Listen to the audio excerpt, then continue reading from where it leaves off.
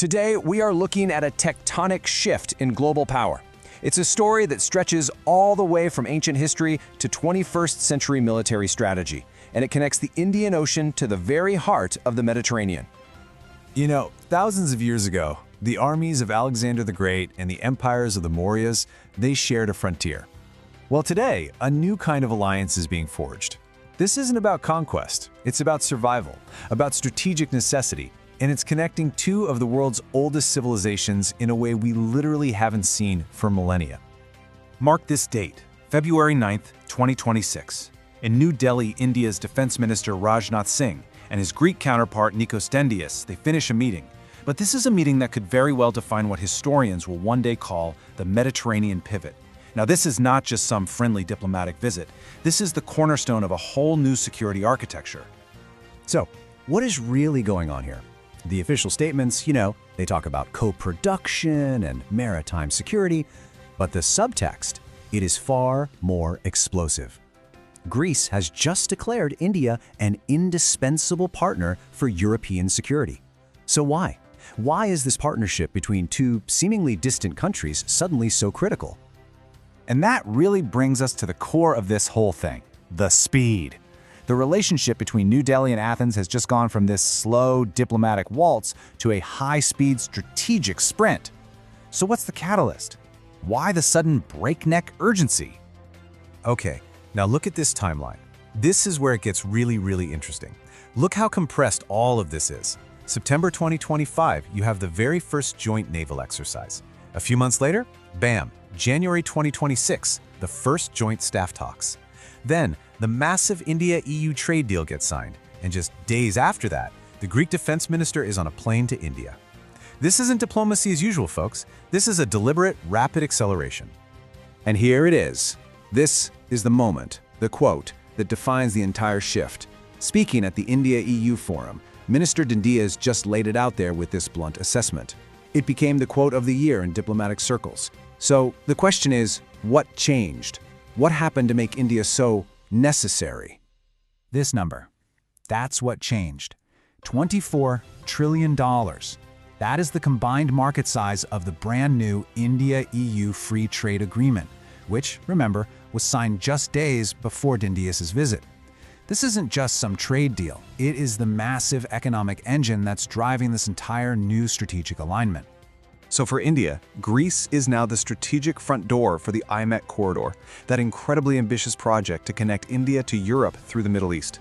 Think about it. If the Red Sea becomes too dangerous, Greek ports like Piraeus and Thessaloniki, they suddenly become India's most vital lifeline to that massive $24 trillion market. But here's the thing. Trade needs security. You can't have a secure corridor if the waters around it aren't safe. And that brings us to the hard power part of this deal. Right, so you've got the trade, but that trade needs protection.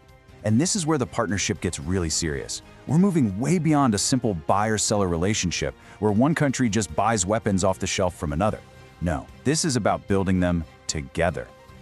The meetings down in Bengaluru, India's tech hub, were apparently laser-focused. They're looking at joint ventures in things like drones and, crucially, anti-drone systems, a lesson everyone's learned from recent conflicts.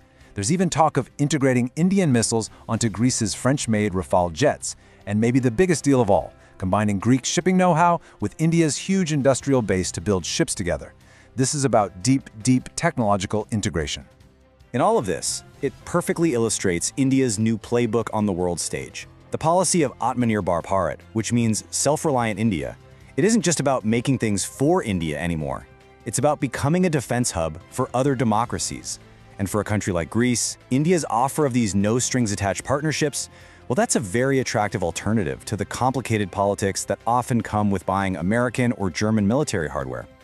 Okay, now let's zoom out for a second, because this partnership between India and Greece, it isn't just a two-way street. It's actually a key piece of a much larger geopolitical puzzle that's just now starting to take shape. And that puzzle, well, it has a third, very powerful player. You know, the elephant in the room that connects both New Delhi and Athens at a really deep strategic level is France. So let's just break down the connections here. France has a deep, long-standing defense relationship with Greece. At the same time, France has a deep defense relationship with India, supplying everything from their Rafale jets to submarine technology. So what you're seeing here is the birth of a brand new strategic triangle: Paris, Athens, New Delhi. For India, Greece is a key partner inside the EU. For Greece, India is a global heavyweight that can help balance against its rivals in the region. And here's the crucial point. This axis of three civilizational states, nations with these incredibly deep historical roots that see themselves as more than just countries, it creates a whole new pole of power. It's a kind of middle path, independent of that big US-China rivalry that dominates everything. It's made up of nations that really value their sovereignty and a rules-based order above all else. So as Minister Dendias flies home, he leaves behind a New Delhi that is clearly not content with just being a regional power anymore. India is now projecting its influence thousands of miles from its own shores. So where does this all go? What does the future of this partnership actually look like? Well, the numbers tell a pretty clear story. The goal is to double their trade by 2030. Joint military exercises, those are becoming the norm, not the exception. The psychological barrier has been completely broken. Europe is starting to see India not as some distant land, but as a necessary neighbor. So in the end, the India-Greece Defense Pact of 2026 isn't really about ships and missiles. It's about a shared vision for a world where democracy and freedom of the seas aren't just buzzwords.